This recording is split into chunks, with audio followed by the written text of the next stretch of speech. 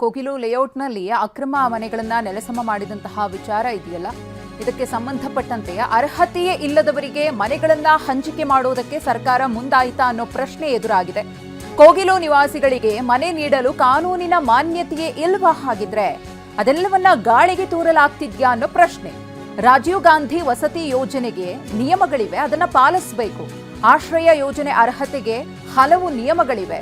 ಮನೆ ಪಡೆಯೋದಕ್ಕೆ ಕರ್ನಾಟಕದ ಖಾಯಂ ನಿವಾಸಿ ಆಗಿರಬೇಕು, 18 ವರ್ಷ ಮೇಲ್ಪಟ್ಟಿರಬೇಕು, ಗುರುತಿನ ಚೀಟಿ, ವಿಳಾಸದ ಪುರಾವೆ, ಕಂದಾಯ ಇಲಾಖೆಯ ಆದಾಯ ಪ್ರಮಾಣ ಪತ್ರವಿರಬೇಕು, ಆದಾಯದ ಮಿತಿ 3 ಲಕ್ಷಕ್ಕಿಂತ ಕಡಿಮೆ ಇರಬೇಕು, ವಾಸಸ್ಥಳ ದೃಢೀಕರಣಕ್ಕೆ ರೇಷನ್ ಕಾರ್ಡ್, ಮತದಾರರ ಚೀಟಿ ಇದೆಲ್ಲವೂ ಕೂಡ ಕಡ್ಡಾಯವಾಗಿರುತ್ತೆ.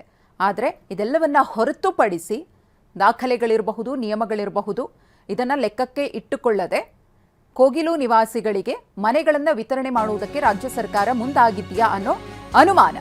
ಒಂದು ಕಡೆ ರಾಜಕಾರಣಿಗಳ ಒತ್ತಡ, ಮತ್ತೊಂದು ಕಡೆ ನಿಯಮಗಳ ಮಿತಿ. ಮನೆ ಕೊಡಲು ಅಧಿಕಾರಿಗಳಿಗೆ ಪೀಕಲಾಟ ಶುರುವಾಗಿದೆ. ಮನೆ ಹಂಚಿಕೆ ಅನುಮಾನದ ಬಗ್ಗೆ TV9 ಬಳಿ ಪಕ್ಕಾ ಮಾಹಿತಿ.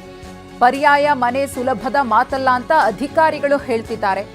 ಮನೆಗಳ ಹಂಚಿಕೆಯೇ ದೊಡ್ಡ ತಲೆನೋವಾಗಿದೆ ಅಧಿಕಾರಿಗಳಿಗೆ. ರಾಜಕಾರಣಿಗಳ ಒತ್ತಡದಲ್ಲಿ ಅಧಿಕಾರಿಗಳು ಸಿಲುಕಿಕೊಂಡು ನರಳಾಡುವಂತಾಗಿದೆ. ಇದುವರೆಗೂ ಹಲವೆಡೆ ಅನಧಿಕೃತವಾಗಿ ಮನೆಗಳನ್ನು ತೆರವು ಮಾಡಲಾಗಿತ್ತು. ಕಾನೂನು ಅಡಿಯಲ್ಲಿ ಪರ್ಯಾಯ ಮನೆ ನೀಡಲು ಬರಲ್ಲ. ಇದೇ ಕಾರಣಕ್ಕೆ ಇದುವರೆಗೆ ಫಲಾನುಭವಿಗಳ ಆಯ್ಕೆ ಮಾಡಿಲ್ಲ. ಮಾನವೀಯತೆಯಿಂದ ಮನೆ ಕೊಡುವುದಾಗಿ ಸರ್ಕಾರ ಭರವಸೆಯನ್ನ ನೀಡಿದೆ. ಆದರೆ ಎಷ್ಟರ ಮಟ್ಟಿಗೆ ಇಲ್ಲಿ ನಿಯಮಗಳು ಪಾಲನೆ ಆಗ್ತಿವೆ ಅನ್ನೋದ್ರ ಬಗ್ಗೆನೇ ಅನುಮಾನ ಎದ್ದಿದೆ. ಈ ಕುರಿತು ಮತ್ತಷ್ಟು ಮಾಹಿತಿಯನ್ನು ಕೊಡುವುದಕ್ಕೆ ನಮ್ಮ ಪ್ರತಿನಿಧಿ ಶಿವರಾಜ್ ಕುಮಾರ್ ನೇರ ಸಂಪರ್ಕದಲ್ಲಿದ್ದಾರೆ. ಶಿವರಾಜ್ ಕುಮಾರ್, ಕೋಗಿಲು ನಿವಾಸಿಗಳಿಗೆ ಮನೆ ಕೊಡ್ತಾ ಇರೋದಕ್ಕೆ ಸಾಕಷ್ಟು ಅಪಸ್ವರ ಎದ್ದಿದೆ. ಅದರಲ್ಲಿ ನಿಯಮಗಳನ್ನ ಉಲ್ಲಂಘನೆ ಮಾಡಿ, ನಿಯಮಗಳನ್ನ ಪಾಲನೆ ಮಾಡದೆ ಮನೆಗಳನ್ನ ಕೊಡೋದಕ್ಕೆ ಸರ್ಕಾರ ಮುಂದಾಗಿದೆ ಅನ್ನೋ ಗಂಭೀರ ಆರೋಪ ಕೇಳಿ ಬರ್ತಾ ಇದೆ. ಇದು ಅಧಿಕಾರಿಗಳಿಗೆ ಎಷ್ಟರ ಮಟ್ಟಿಗೆ ಸಂಕಷ್ಟವನ್ನ ತಂದೊಡ್ಡಿದೆ? ಏನ್ ತಲೆನೋವು ಎದ್ದಿದೆ ಅವರಿಗೆ ಅಂತ? ಮಧುಶ್ರೀ, ಯಲಹಂಕದ ಕೋಗಿಲು ಬಳಿಯ ಮನೆ ತೆರವು ಪ್ರಕರಣ ಇದೆ. ಈಗ ಸಾಕಷ್ಟು ರಾಜಕೀಯವಾಗಿ ಕೂಡ ತಿರುವು ಪಡೆದುಕೊಂಡಿತ್ತು, ಅಂತಾರಾಷ್ಟ್ರೀಯ ಮಟ್ಟದಲ್ಲಿ ಸುದ್ದಿ ಆಗಿತ್ತು. ಯಾವಾಗ ಕೇರಳದ ಒಂದಷ್ಟು ಪ್ರಭಾವಿಗಳು ಇಲ್ಲಿನ ರಾಜಕಾರಣಿಗೆ ಒತ್ತಡ ಆಗ್ತಾರೋ ಆಗ ದಿಢೀರಂತ ನಮ್ಮ CM ಸಿದ್ದರಾಮಯ್ಯ ಅವರು ಸೇರಿದಂತೆ ಒಂದಷ್ಟು ಇಲ್ಲಿನ ಸ್ಥಳೀಯ ರಾಜಕಾರಣಿಗಳು ಅವ್ರಿಗೆ ಕೂಡಲೇ ಮಾನವೀಯತೆಯ ದೃಷ್ಟಿಯಲ್ಲಿ ನಾವು ಮನೆಗಳನ್ನು ಕೊಡ್ತೀವಿ ಅಂತ ಮುಂದಾಗ್ತಾ ಇರುವಂಥದ್ದು. ಅಲ್ಲಿ ಇರುವಂಥದ್ದು ಎಲ್ಲರೂ ಕೂಡ ಅನಧಿಕೃತ ಮನೆಗಳು, ಅಂಥವುಗಳನ್ನು ಡೆಮಾಲಿಷನ್ ಮಾಡುವಂಥ ಕೆಲಸವನ್ನು GBI ಮಾಡಿದೆ. ಈಗ ಅವ್ರಿಗೆ ಮನೆಗಳನ್ನು ಕೊಟ್ಟರೆ ಈಗಾಗಲೇ ರಾಜ್ಯದಿಂದ ಬೇರೆ ಬೇರೆ ಕೂಡ ಪ್ರಶ್ನೆ ಮಾಡ್ತಾ ಇದ್ದಾರೆ, ನಮ್ಮ ಮನೆಗಳದ್ದು ನಮಗೂ ಕೊಡಿ ಅಂತ. ಇದೆಲ್ಲದಕ್ಕಿಂತ ಮುಖ್ಯವಾಗಿ ಇರುವಂಥದ್ದು ಈಗ ಅಧಿಕಾರಿಗಳಿಗೆ, ಪ್ರಮುಖವಾಗಿ ಜಿಲ್ಲಾಡಳಿತದಲ್ಲಿ ಈಗ ಲೀಸ್ಟನ್ನು ಫೈನಲ್ ಮಾಡಬೇಕಾಗುತ್ತೆ. ಅಲ್ಲಿ 150 ಮನೆಗಳಷ್ಟು ಡೆಮಾಲಿಷನ್ ಆಗಿದ್ರೆ ಈಗ 260ಕ್ಕೂ ಹೆಚ್ಚು ಅಪ್ಲಿಕೇಶನ್ ಬಂದಿರುವಂಥದ್ದು. ನಾವು ಕೂಡ ಫಲಾನುಭವಿಗಳಿಗೆ ನಮಗೂ ಕೂಡ ಮನೆ ಕೊಡಿ ಅಂತ ಈಗಾಗಲೇ ಅಪ್ಲಿಕೇಶನ್ ಹಾಕಿದ್ರೆ, ಹಾಗಂತ ನಾವು ಏಕಾಏಕಿ ಅದನ್ನ ಮನೆಗಳನ್ನು ಕೊಡೋದಕ್ಕೆ ಬರೋದಿಲ್ಲ. ರಾಜಕಾರಣಿಗಳು ಭರವಸೆ ಕೊಟ್ಟಿದ್ರು ಕೂಡ ಅಧಿಕಾರಿಗಳೀಗ ಸಂದಿಗ್ಧ ಸ್ಥಿತಿಯಲ್ಲಿ ಸಿಲುಕಿರುವಂಥದ್ದು.